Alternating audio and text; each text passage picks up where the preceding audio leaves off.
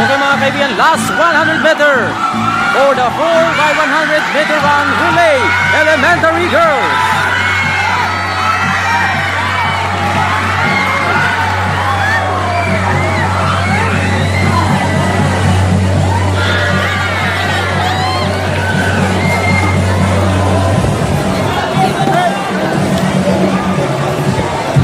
Okay, nanalo po yung pula at orange.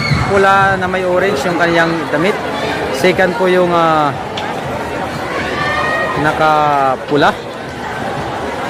So itatay natin mamaya, i-confirm natin kung sino talaga yung mga nanalo. Salamat sa Diyos and congratulations to all the winners. Okay, sir.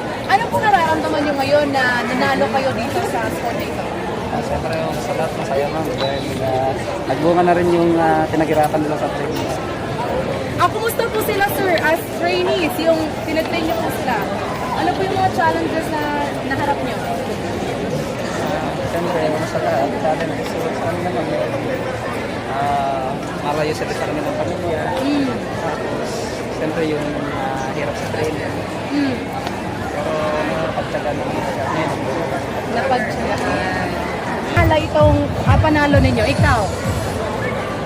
Para kanino? Para kanino? Sa magulang mo. Ikaw? Para sa parents ko po, tsaka po para din ako sa sarili ko. Okay, para sa parents din niya. Ikaw? Parents din. At?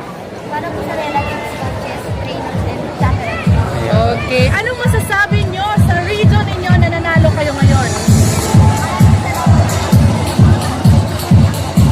Nagpapasalamat siya na sinaportahan siya ngayon. Salamat sila. So, congratulations once again. Thank you. From Region 3, the gold medalist of 4x100 meter relay elementary. Wow!